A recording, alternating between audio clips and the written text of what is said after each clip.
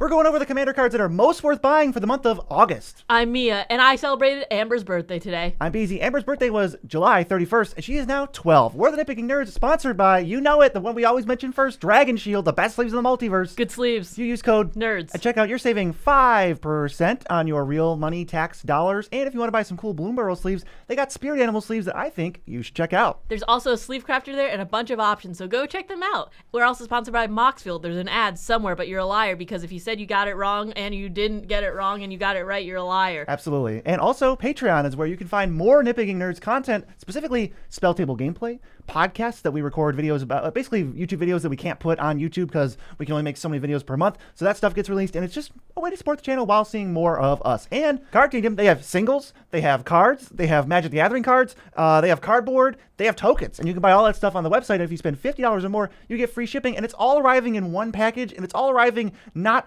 78 months from now. It's pretty fast and efficient. They have sealed stuff too. They have a little bit of everything. They even have our picks on our own personal webpage where you can click on the link below, tell them we sent you, and check out some of our favorite cards that we like to play. But today is August 1st, I think, or August 2nd, and it's most worth buying, one of our favorite times of the month. So we are going to talk to you about cards that have gone down in price that we really like playing. Or just cards that are 100% worth their price, whatever that happens to be.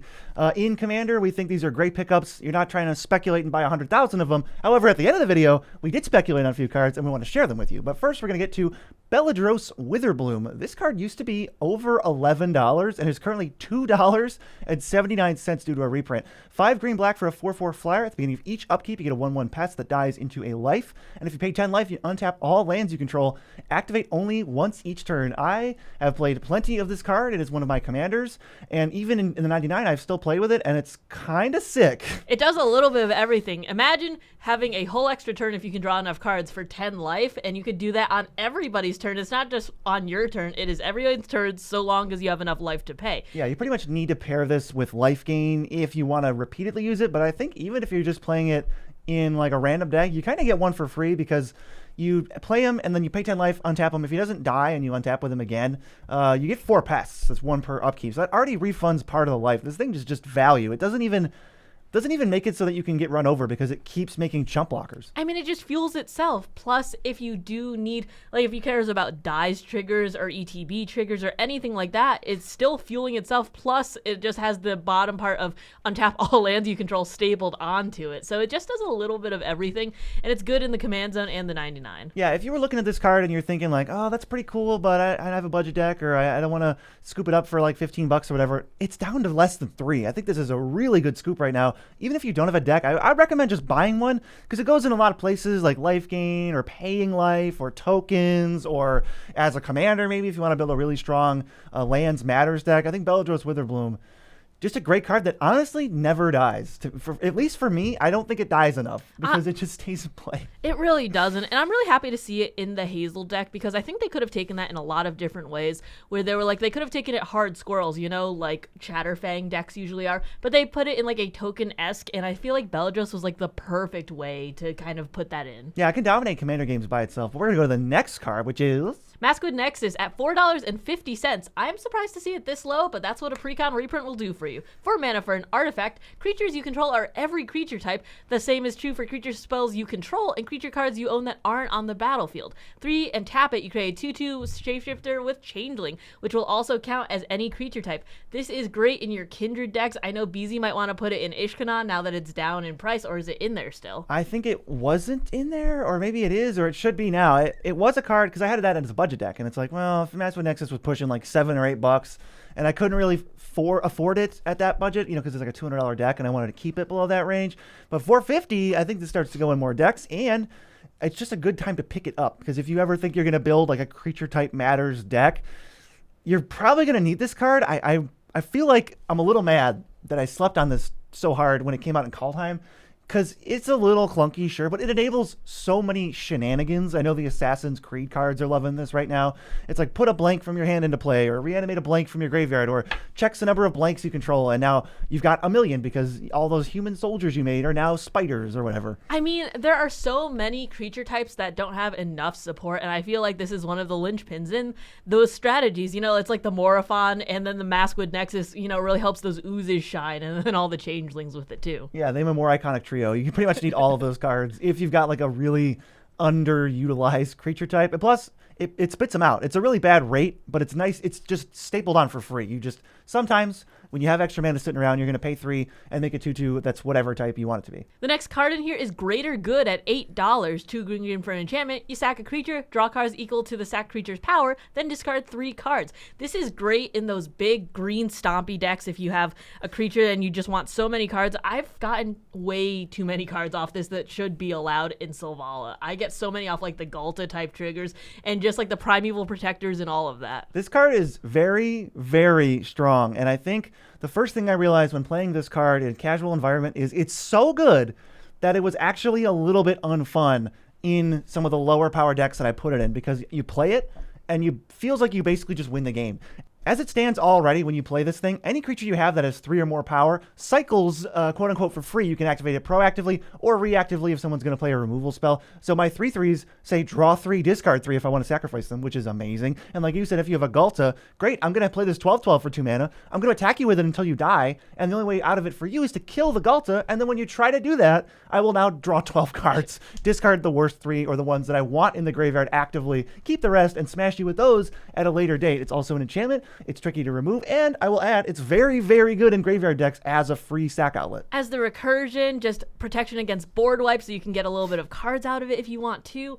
Just overall, this does a little bit of everything. It's so sticky. People don't want to remove this until it's too late, and by then you've drawn so many cards, 15, 20, whatever, depending on how many creatures and what types of creatures you have in your deck.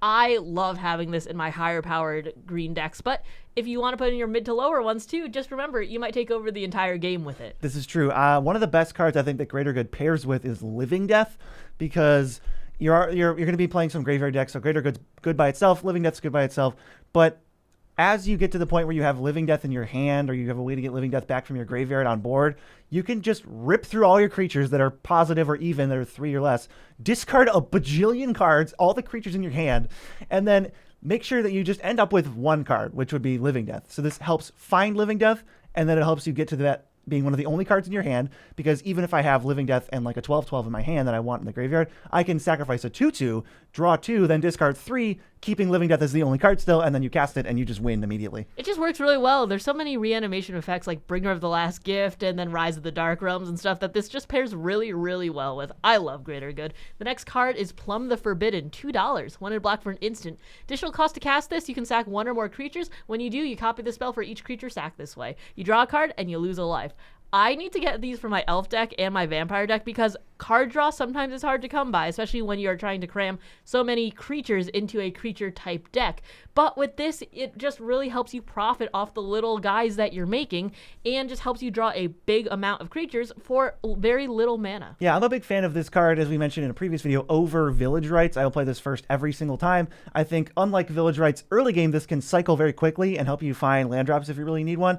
And I think I just love the utility of it. This is a cantrip, but it's also like a weird Village Rites type effect, but it's also in the late game, whether you're trying to be proactive and draw something that you really need, answer a board state, or respond to a board wipe. It's like 2 mana, sack your team, draw 6 cards. It's very easy to keep up that mana, and I feel like one of the things that commander decks need most is card draw, so being able to bake this in is such a good rate overall. And just the cycling that you mentioned, just like you're probably never going to be using it that way, but it's never really dead in your hand either. Right, if you desperately need to, I'm glad that this card has that functionality where it's like, oh, my draw didn't pan out, I'm drawing bad cards, I need a land, boom, cycle it for 2, just be done with it. Like, such a nice mode to have, even if you're only going to use that version of it like 5% of the time.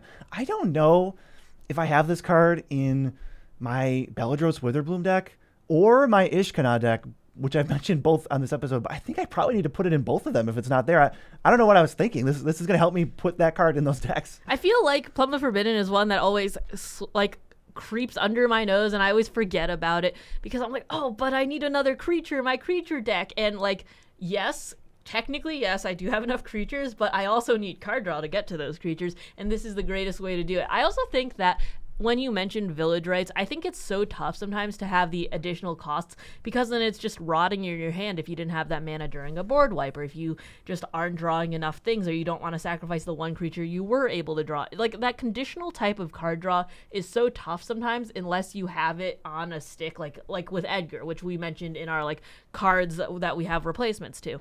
And so if you don't have it immediately and you just can't get it every single time, I think things that cycle like this are so much better. Right, things that cycle without a requirement. If you Conditionings. really need to do it, you can cycle it. I think this card is another card that kind of creeps up in price over time because it's very, very strong. So pick up one now, put it away, sort it in your commons and uncommons, and then 3 months down the line, you'll build any deck that sacrifices creatures, and you'll be able to have it. I think, unlike Village Rites, this is a card that, if you have a lot of creatures in your deck, is better than some of the creature card draws, so it does justify itself more than a Village Rites to include a card in your deck that is not the main type of your deck, like creature. I mean, it's also just great in the aristocrat type decks, or just where you're making so many tokens you don't know what to do with it sometimes, especially in clogged board states like with Belladros. So now the green-black nonsense train continues. We're going to go to another black card. This is Saw in Half, previously $16+, currently $9, or maybe even less by the time you're watching this because it's been reprinted in the Squirrel's Precon. It's 2 and a black instant.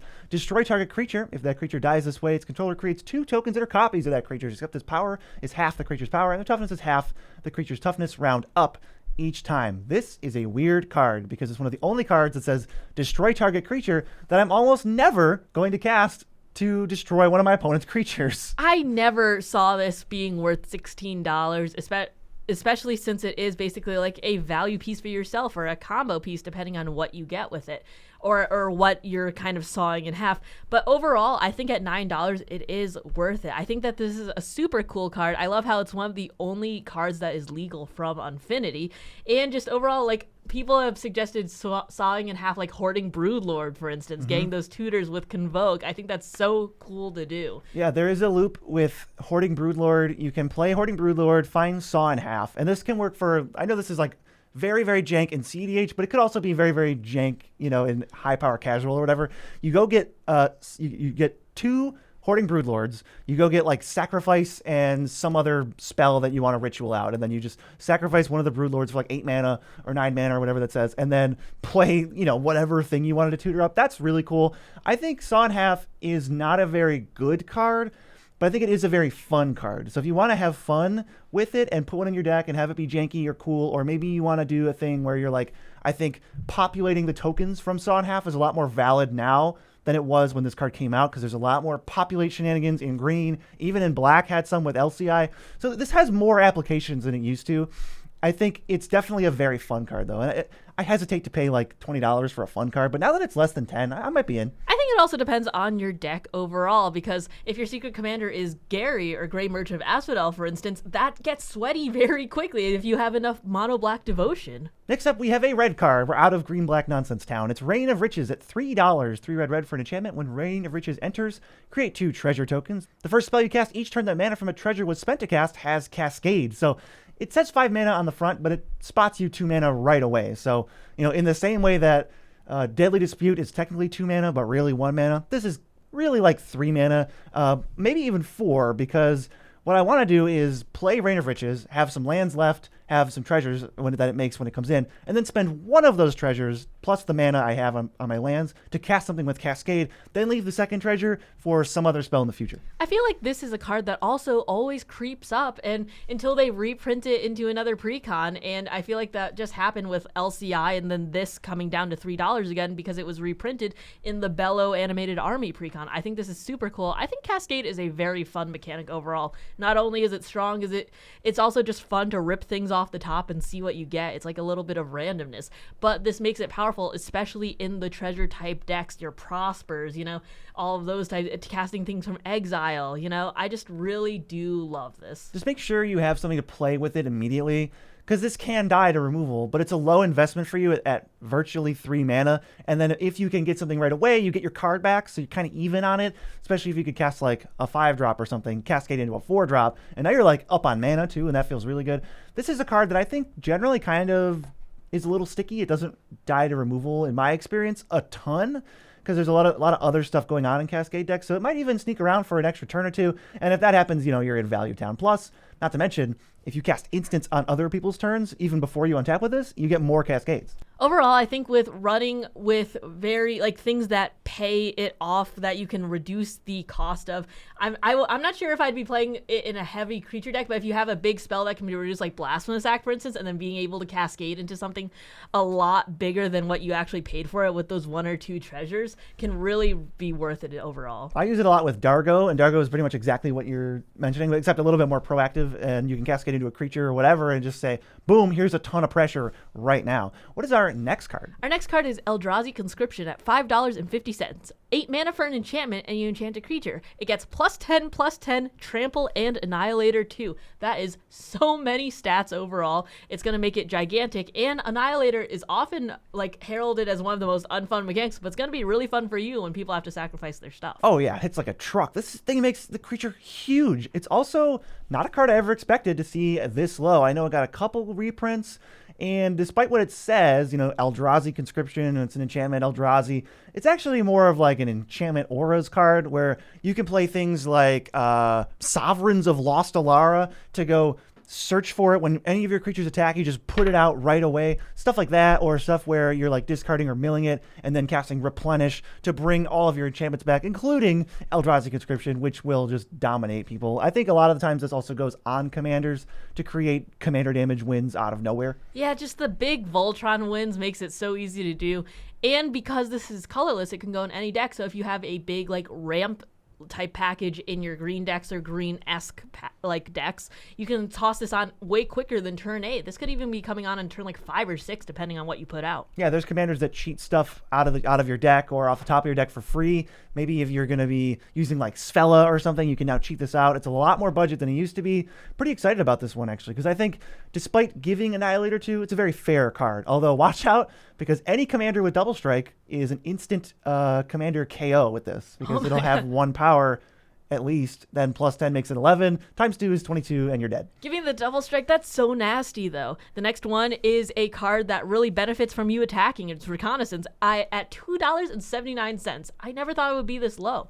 It's a white for an enchantment, 0 mana, remove target attacking creature you control from combat and untap it. So the way you can get this a little bit sneaky is you remove it after damage has been dealt but before combat ends. So it functionally gives all of your creatures vigilance for a single white mana. That's the floor. The floor is your creatures have vigilance. The ceiling is you can recklessly send in every single creature you can have that could possibly attack every single combat at whoever you want, and any block that becomes unfavorable for you, you can simply back out of it for free. It is the lowest amount of risk you could ever have. And it does that for every combat now, because as long as Reconnaissance stays in play, even it's only a white investment. It's like the easiest thing to play on turn 1 ever.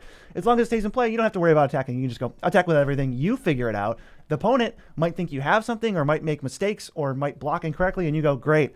I'll profit from all that stuff, all that information that I have that you didn't know about. You take some extra damage, and everything that would have died, I'll just remove it. I love this card. I bought it for like $15 or something because the only other printing that wasn't Assassin's Creed was, I'm pretty sure, Exodus. And I have this in Kalia, and it is great in there. Remove Kalia from combat, but bring out something gigantic to swing with. It's amazing in there. But any deck that really prioritizes punching overall, and you can cast this consistently on the first few turns, really, I think, works well with this. I love this card. Yeah, I know Assassin's Creed was not the most beloved Magic release, and people who are not fans of it might have skipped the set, and that's totally fine. But don't forget that there was plenty of good reprints in that set, so if you need a Reconnaissance or you have a deck that's punchy at all, I would recommend picking one up for like $3, or in this case, less. You're gonna need it. You're gonna need it at some point. But next up, we have a free counter spell, and it's not $100,000. It's Flare of Denial at $650. This thing peaked at $36. And I remember thinking during that time, I was like, yeah, if this settled at $36, I would probably still buy it. And of course it did not, because MH3 was opened a lot, and I'm happy about that.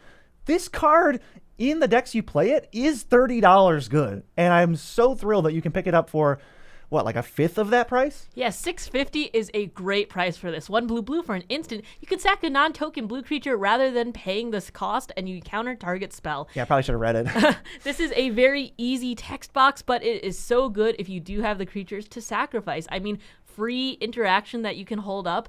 I'm 650. I did not expect to see it there either. Just the free cycle of spells was such a good addition to Commander overall, and can you guys even believe that MH3 was like 2 months ago? Because I can't. It feels like MH3 just came out. But here we are, talking about Flare of Denial at 650. I know this is not as reliably free as Force of Will or maybe like Fierce Guardianship. But this card, it just means that it goes into slightly fewer decks. But if you have 1-drop creatures or, things like Pawn Prophet or like Siren Glass, Spyglass Lookout or whatever that card's called. Plenty of like little tiny dorks, gold cards that come down early, Kiora's Follower, tap for mana. Or even if your commander is blue and it's cheap and you just really want to make sure you have free interaction for some other combo you're pulling off, this card is really good. Mostly you're hoping to cast it for free. If you can do that reliably, this card is amazing. I mean, it can slot in so many of the Dimir reanimation decks and stuff like that. I think it has a lot of homes, even though blue is not known for its high creature count. I think that this can be really good in the Merfolk, in the Ninjas, for instance. I think like the Yuriko decks are going to love this. Absolutely bonkers in all of those decks that play like Mistcloak Herald, the 1 mana 1/1 unblockable, no other text because it fuels my other game plan. Oh, by the way, it's going to turn into a free counterspell whenever you try to stop me. That's just going to be so backbreaking. And I'm glad that you could build like a $100 commander deck and still find room for like powerful free interaction. I mean, you got Flare Denial now. You can maybe throw in like a Misdirection. Foil even could be free. Loving it.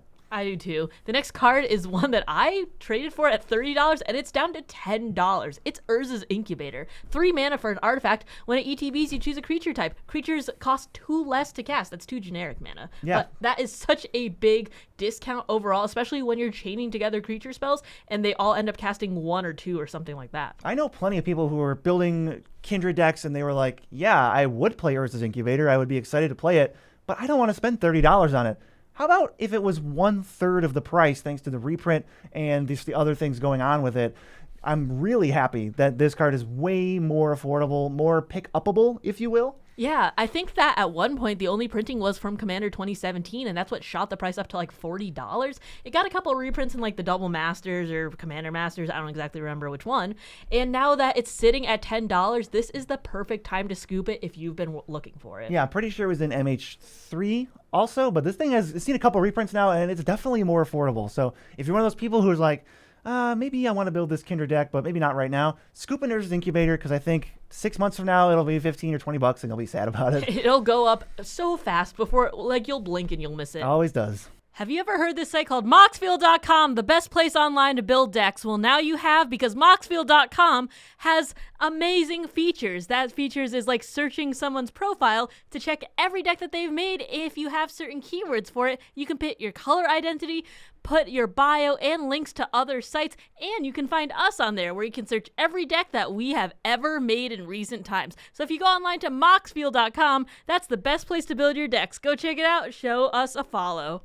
The next card is Warren Soul Trader at $4. This is such a powerful card. I thought we were off our green black stuff, but this is a black card and it's so powerful. Tuna black for a 3/3, pay 1 life, sack another creature, create a treasure token. This does not limit itself to once per turn. This is not limited to non-token. This is just, if you have the creatures and you have the life, you can make treasures as many times as you want. Yep, this is pretty much the same text box as Phyrexian Altar, one of the best sack outlets ever made.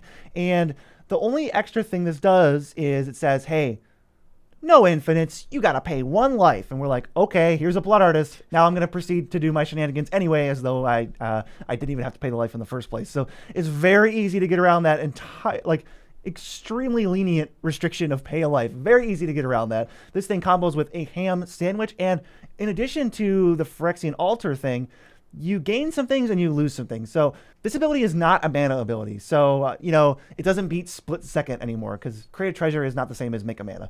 But it is on a creature. So you can reanimate Warren Soul Trader with a Reanimate or an Animate Dead or whatever in the late game if it's in your graveyard, and then just proceed to combo off anyway. I mean, this also just has different lines of combos. This has this parties really well with like Mirkwood Bats, the Nadier's Nightblade, the Mahadis. This is not the same as the Altar, as you were talking about, but it does have other routes that Altar cannot take it. And I do love the fact that it just goes in slightly different decks, but with the same amount of kind of like versatility and just combo potential. Yeah, that's the other upside, is you're now making an artifact permanent. It enters as an artifact, it's a permanent, it enters, it leaves Mirkwood Bats, blah, blah, blah. But also, like, you can combo this with Goldspan Dragon, Reassembling Skeleton, and Blood Artist. There's just 3 random cards I pulled out of my head. This thing goes infinite with everything, and it's only $4. I think the only asterisk I would put next to this card is, if you're going to play it, know that it is very, very, very high power, and it will probably combo even if you think it's impossible. You're going to have an accidental combo in your deck, which I feel like some of this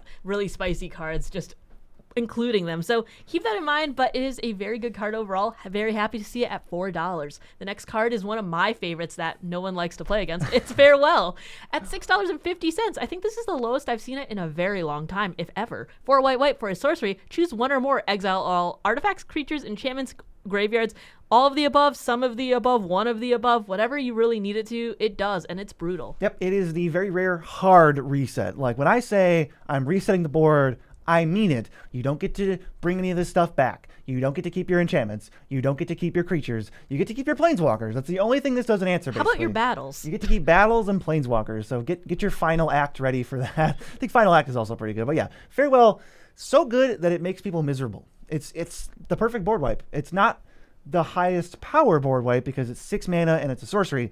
But in terms of what it does, which was get everything off the board, no questions asked, hard to replace it. I think, for me, I really want to go over this at some point of what I think the best board wipe in Commander is, but to me it's between Farewell, Vanquish the Horde, and maybe Tragic Arrogance thrown in there. But I think there's a pretty good case to be made for Farewell as number 1. I think it's just so brutal. I know people don't like it, but it is the power creep board wipe. It's like, oh, you thought destroy all creatures wasn't good enough at 4 mana. How about 6 mana? But you can exile almost everything, including their hopes and dreams.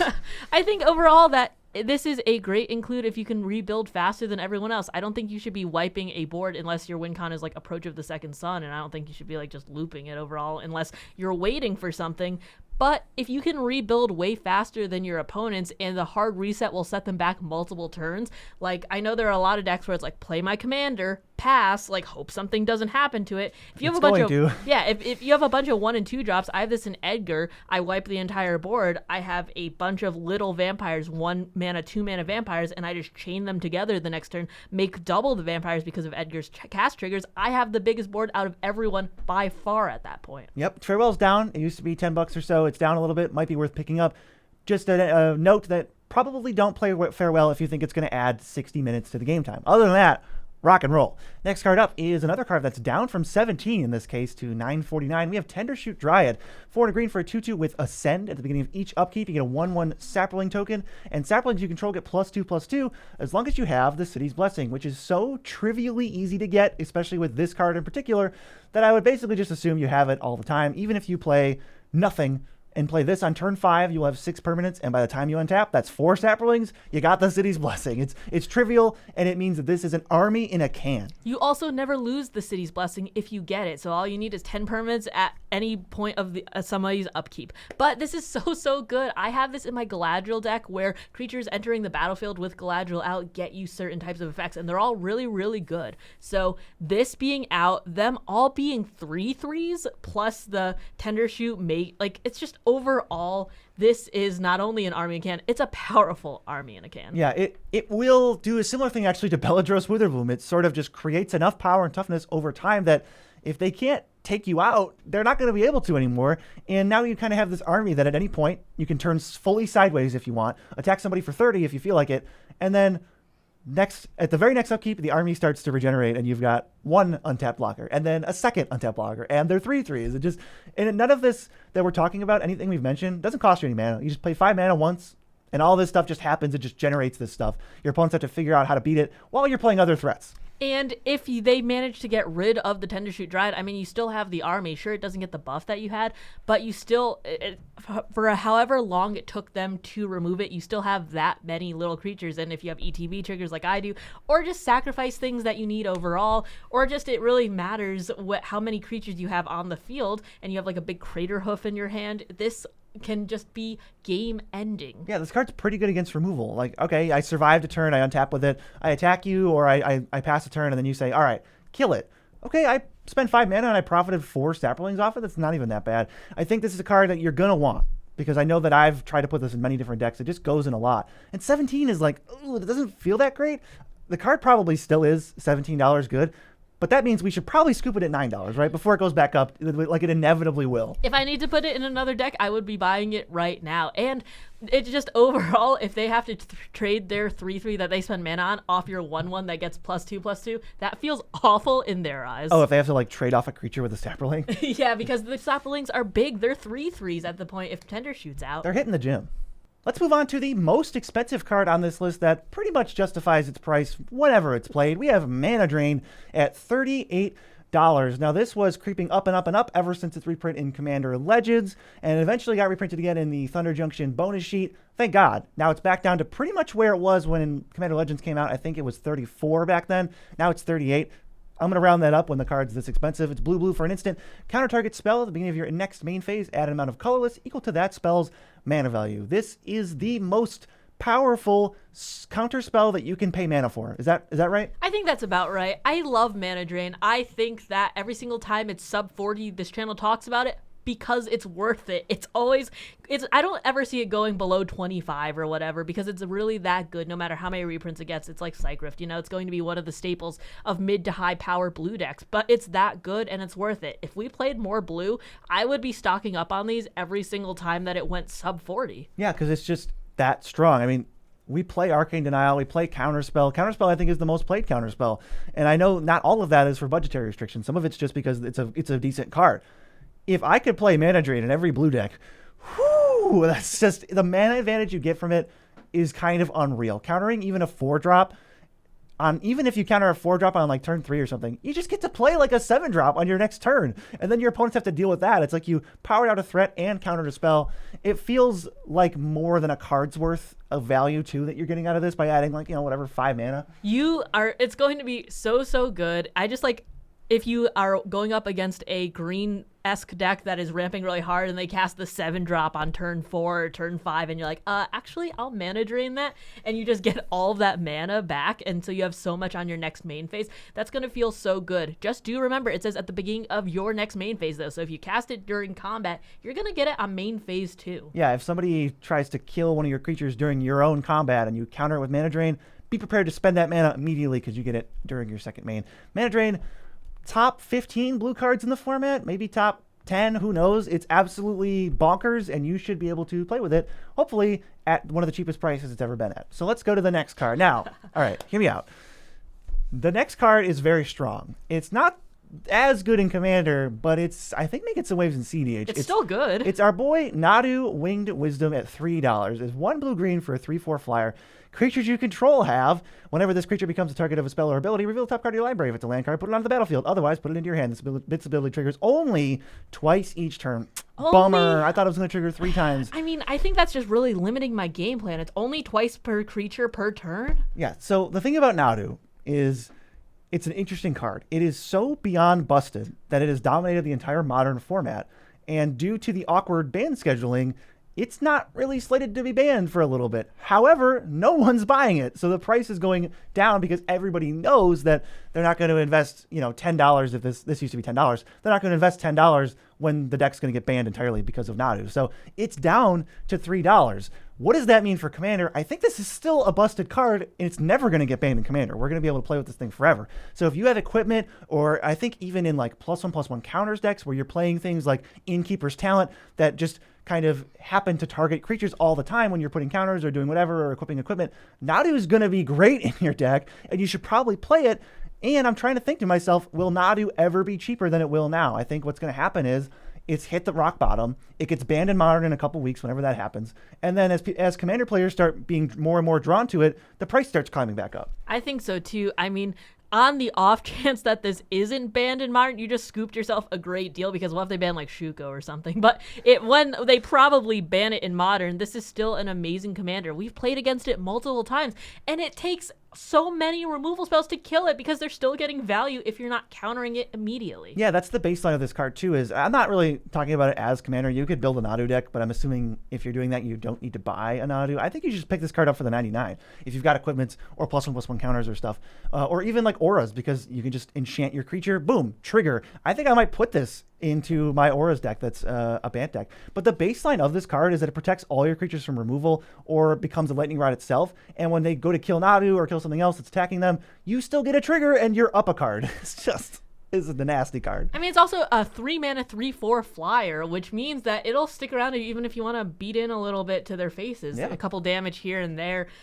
And then it'll also be a pretty good blocker, especially against like the 1 or 2s that might try and hit in a little bit early. Yeah, try to take out all of the drama and the baggage that this card has for Modern, and just say like, would I pick up this card for $3 for a future commander deck? I think the answer is yes. This is definitely $3 strong. Thanks to Modern for taking the price to us, though. We'll pick it up for $3, and then we'll hold it for a little bit, and then it'll be up, and we'll be happy. But now it's time for our speculation game, where we go over the cards that we buy 5 copies of with the hopes that they will go up, and we're going to compete over, the 12-month span that this is going to go on. Mia, why don't we tell about your previous spec and what you're specking on now? Sure thing. My previous spec was Spymaster's Vault. It's down 30 cents, and I think you guys are crazy. I think this is a great land, and I'm not saying to raise the price for me. I'm just saying that this can go in if you consistently have swamps in your deck, and it is just swamp plus. I put it in a few decks that can actually run it that I'm not playing too many colors in, and I'm very excited to see how it works. Okay, this month though. Yes, this month though, I'm specking on Opalescence. It's $13 and it makes enchantments creatures. I'm very excited to spec on this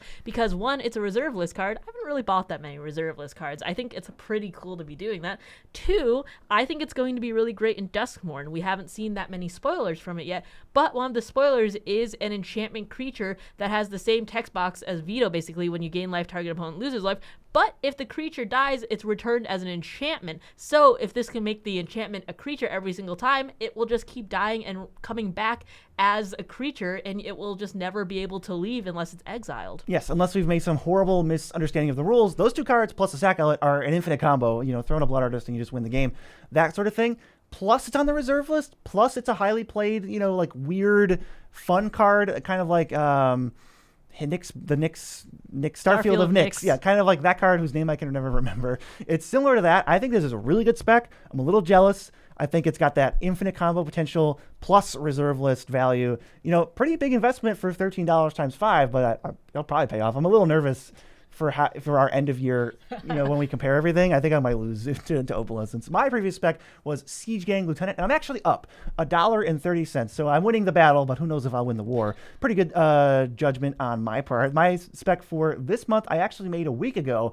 It was when we recorded the Precon upgrade. Maybe that was more than a week ago. As soon as I said the words, Nesting Dovehawk seems really good with Zinnia, my brain exploded, and I was like, wait, that's actually like kind of crazy. That's kind of a sick spec, bro. So I spec'd on it for $6.79, and it's already up. So I'm already feeling good. I won't say what I'm up because that's for next month. I think this is cheating, but whatever. I don't think so. I think it's a banger. Chat, let me know if BZ's cheating right now. This is how I compete with Opalescence as a spec. So that's my spec. We'll see who wins in the 12-month wrap-up, and we'll see who's ahead next month. Make sure to stay tuned. If you want to see more most worth buying, check out last month's video.